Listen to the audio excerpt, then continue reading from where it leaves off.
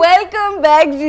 एकदम आप फिर खुशामदीद कहते हैं जब अपने घर वाले आ जाते हैं और इतनी सहेलियां आ जाती हैं तो ऐसा कोई माहौल हो जाता है कि फिर हमें याद नहीं रहता कि जो हमारी देखने वाली सहेलियां वो भी आ गई हैं कि अच्छा मैं एक पूछने लगी थी कैसी आप, ठीक ठाक। जी सहेलियों, आज एक ऐसी सहेली से मुलाकात करवाने मैं जा रही हूँ जो मेरे दिल के बहुत करीब है और मैं हमेशा इनके बारे में बात कहती हूँ क्योंकि इनसे मेरा एक कुछ ऐसा ताल्लुक है कि हमारी मुलाकात हो ना हो, हमारी इनसे बात हो या ना हो, ये मेरे दिल में बसती हैं और सिर्फ मेरे दिल में नहीं बसती बल्कि जितने लोग अभी देखेंगे इनको उनके दिल में बसती हैं। नाइटिंगेल ऑफ पाकिस्तान, इतनी मधुर आवाज़ है, इतनी स्वीट वॉइस है और इतना पैशनेटली काम करती हैं। जिस तरह से लोग इबादत करते हैं ना, इस तरह से अपने काम को इबादत समझ के करती हैं क्योंकि कहा जाता है कि अगर अपने काम से ईमानदारी की जाए तो अल्लाह की ज़ात बहुत नवाजती है और जिस तरह से इनको नवाजा जाता है ये दुनिया देखती है।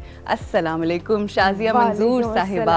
अब बताएं आप कैसी हैं? आप ठीक हो? नहीं मैं तो एक्चुअली लोगों को पता नहीं है हम ब्रेक से पहले कहाँ से कहाँ पहुंच चुके हुए थे। तो वो जब अब वापस आए हैं तो बड़ा हैप्पी एटमॉस्फेयर। नहीं हैप्पी तो वो मैं तब से हूँ जब से मुझे पता है कि आप आ रही हैं। अरे नहीं, आपने जो भी कुछ कहा है, जो भी कुछ आपने कहा है, आप यकीन करें वाकई आपसे मिले ना मिले, हम आपस में नहीं मिलते, बहुत कम होता है क्योंकि आप अपने काम में मसरूफ़ होती हैं, अपने काम में मसरूफ़ होती हैं। लेकिन आपका और मेरा ताल्लुक़ एक ऐसी सहेली का है कि जो ना मिलने के बावजूद एक दूसरे के बहुत करीब, और जब मिलते हैं वहीं से कनेक्ट करते हैं और वहीं से स्टार्ट हो जाते हैं। बिल्कुल बिल्कुल, ऐसे लोग आपको ज़िंदगी में मिल जाएं ये बहुत बड़ी अता होती है और नवाजिश होती है उस रब की। बेशक। अच्छा ये बताएं कि कल सुना है एक बहुत ज़बरदस्त किस्म का कॉन्सर्ट किया है एक्सपो सेंटर लाहौर में आपने, बड़े अरसे बाद मज़ा आया?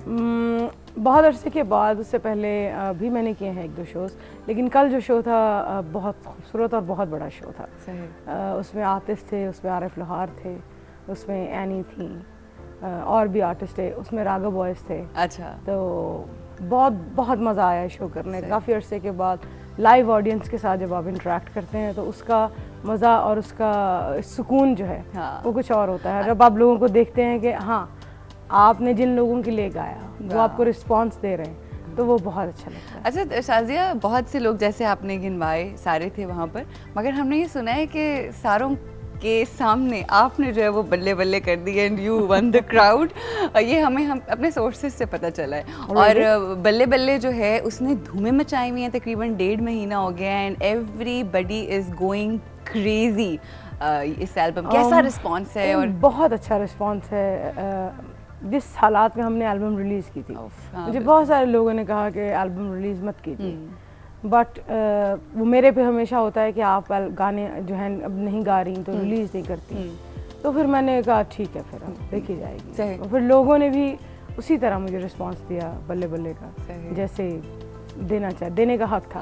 मतलब मैं उनका देना नहीं दे सकती जो मैं अगर आम अल्फाज में कहूँ तो। अच्छा ये मुझे बात बताएं कि थोड़ा सा एल्बम के हवाले से बात करेंगे। आप हमेशा जो लोग कर रहे होते हैं ना, आप उनसे अलग थलग होती हैं। आपका हमेशा जो मतलब हर चीज़ का अंदाज़ है, काम करने का अंदाज़ अपनी मर्ज़ी के मुताबिक, हर चीज़ में मुनफरिद हैं आप।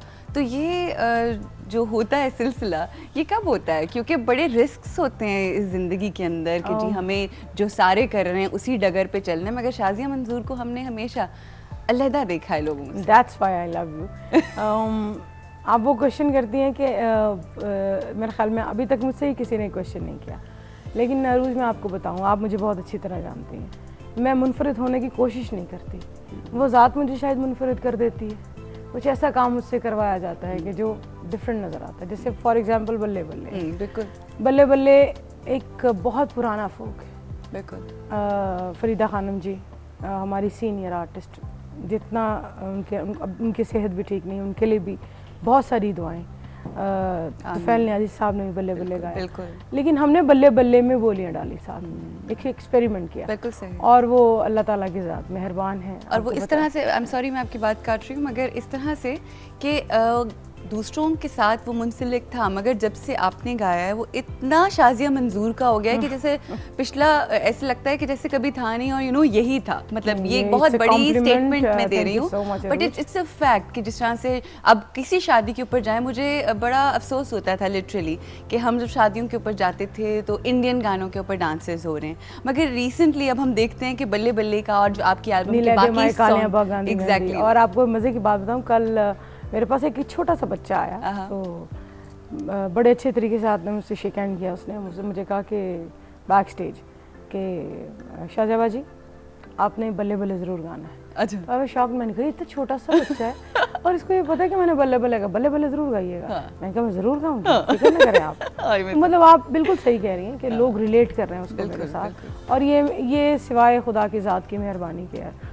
उसके अलावा हो नहीं सकता। क्योंकि शाजिया ये बहुत बड़ा कंट्रीब्यूशन है कि आप अपने लोगों को अपने फोक, अपने कल्चर, अपने ट्रेडिशन की तरफ लेकर आए। ये एक बहुत बड़ी जिम्मेदारी है। और आप यकीन करें, जब हम बल्ले बल्ले कर रहे थे और नीले दे माए कालियां बागा दी, जब वो कर रहे थे तो मैं भी इमोशनल थी थोड़ी सी कि यार इतना रिच कल्चर है हमारा और हम अपने फोक को, अपने कल्चर को इतना प्रमोट नहीं कर रहे। हम ब्रेक लेनी है, ब्रेक के बाद जब वापस आएंगे तो एल्बम की बात तो होगी, मगर आज जरा शाजिया को मुख्तलिफ अंदाज में जानने की कोशिश करेंगे आफ्टर द ब्रेक।